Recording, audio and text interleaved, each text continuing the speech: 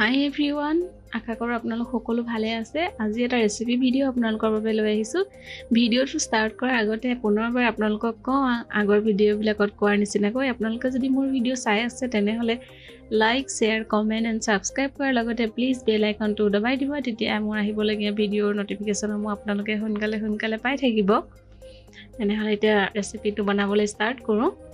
তাৰ কাৰণে প্ৰয়োজনীয় বস্তুবোৰ লৈ লৈছো। কোমোৰা সৈতে হাঁহৰ মাংসৰ ৰেচিপি এটা লৈ আহিছো আপোনালোকৰ বাবে। আধা কেজি হাঁহৰ মাংস লৈছো, এটা মিডিয়াম সাইজৰ কোমোৰা আধা কাটি লৈছো, মানে প্ৰয়োজন অনুসৰি লৈছো আৰু কোমোৰা। তাৰ পিছত লৈছো আদা নহৰু পিয়াজ দুটা কুটি কাটি লৈছো, আদা নহৰু পেষ্ট এচামুচ, 4টা মান কেঁচা জলকীয়া, অকমান বেছি জ্বলা কৰি ৰান্ধিম। মিডিয়াম সাইজৰ দুটা আলু কাটি লৈছো আৰু এটা বিলাহী কাটি লৈছো। আৰু আনফালে নৰ্মেল গৰম মছলা যোনখিনি জিৰা, ধনিয়া, গৰম মছলা, অলপ জালুকৰ গুড়িও লৈছো, দুখিলা তেজপাত লৈছো আৰু অলপ মিট মছলা লৈছো। এতিয়া তেনেহলে বনাবলৈ ষ্টাৰ্ট কৰোঁ। কেৰাহী গৰম হোৱাৰ লগে লগে তেল দি দিছো ইয়াত, আৰু লগে লগে তেল গৰম হোৱাৰ লগে লগে দুখিলা তেজপাত দিছো। এতিয়া পিঁয়াজখিনি অলপ সময় ভাজি ল'ম। তাৰপিছত ইয়াত কেঁচা জলকীয়া আৰু আদা নহৰু পিচাখিনি একেলগে দি দিছো। এতিয়া পিঁয়াজখিনি ৰঙচুৱা হোৱালৈকে ভাজিম। লাহে লাহে ৰঙচুৱা হৈ আহিছে আৰু পিঁয়াজখিনি। মই আজি হাঁহৰ মাংস অলপ কম তেল দি ৰান্ধিম, মানে বেছি তেল নিদিওঁ, কমকৈ দিছো সেইটো কাৰণে। যেনে তেনে মানে পিঁয়াজখিনি হেৰি হোৱাকৈ হৈছেহে, মানে পিঁয়াজখিনি মানে লেট খোৱাকৈ তেল হৈছেহে আৰু।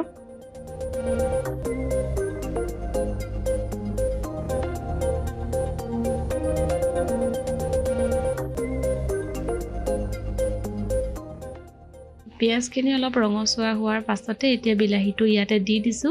তাৰপিছত গৰম মছলা যোনখিনি আছিলে মই ক'বলৈ পাহৰি গৈছিলোঁ, এচামুচ ৰেড চিলি পাউডাৰো লৈছিলোঁ। মছলাখিনিও ইয়াতে একেলগে দি দিম। পিঁয়াজ বিলাহীখিনিৰ লগতে অলপ ভাজি ল'ম মছলাখিনি।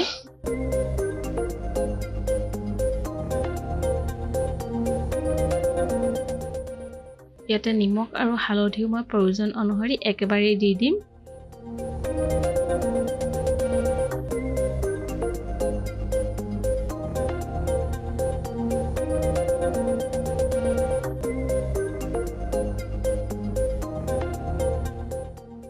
মানে বিলাহীটো অলপ গলি যোৱালৈকে ভাজিম। এতিয়া মই হাঁহৰ মাংসখিনি দি দিম। যিমান কম তেল দিলেও হাঁহৰ মাংসৰ পৰা তেল ওলাই, মানে সকলোৱে জানেই। অলপ ভাজ খোৱাৰ লগে লগে মাংসখিনিৰ পৰা এনে তেল বিৰিঙি আহিব আৰু লাহে লাহে। এতিয়া নাই দেখিছে, মই কম তেল ইউজ কৰিছো, সেইটো কাৰণে মানে দিওঁতে এতিয়া ড্ৰাই নিচিনা হৈ আছে, কিন্তু লাহে লাহে চাবচোন মানে মাংসই কিমান তেল এৰে।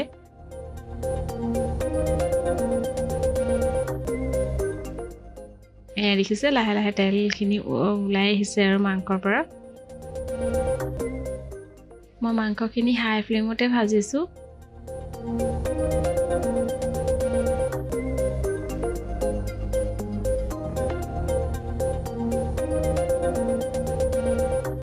ঘন ঘনকৈ লৰাই ভাজি থাকিম। কিছুমানে মানে মাংস বনালে বেছিকৈ লৰাই নাথাকে, কিন্তু মই বেছিকৈ লৰাই থাকিহে ভাল পাওঁ। মানে কেৰাহীটোত লাগিও নাযায়, তেতিয়া যিমান পাৰে লৰাই বনাওঁ। মানে মই 50% মাংসখিনি কুক হোৱাৰ পাছত আলুকে পেষ্ট দি দিলোঁ, লৰালোঁ। তাৰপিছত 70% মান কুক হোৱাৰ পাছতে মানে আন্দাজ আৰু মানে কোমোৰাখিনিও দি দিছোঁ। এতিয়া ভালকৈ মিক্স কৰি ঢাকন লগাই দিম। এইফালে দেখিছে নে বেবীৰ ভৰিকেইটাৰ অকণমান ওলাই আছে। সি মানে একদম ওচৰলৈ কি ক'ম আৰু, বনাই থাকোঁতে বাৰে বাৰে আহিবলৈ বিচাৰি আছিলে, সেইকাৰণে ওচৰলৈ আহি দেখি মই অকণমান থিয়কাই লৈছিলোঁ ওচৰতে। এতিয়া ধুনীয়াকৈ হাই ফ্লেমতে মই গোটেই ৰেচিপিটো মানে বনাইছোঁ।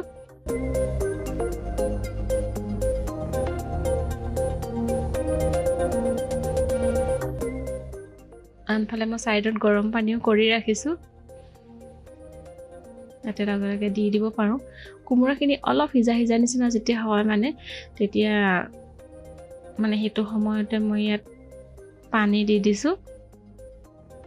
প্ৰয়োজন অনুসৰি পানী দিছোঁ। এনেও হাঁহৰ মাংসটো ড্ৰাইকেও ভাল লাগে, কিন্তু কোমোৰা দি ৰান্ধিলে মানে অলপ অলপ জোল হ'লে ভাল লাগে আৰু গ্ৰেভি হ'ব লাগে অলপ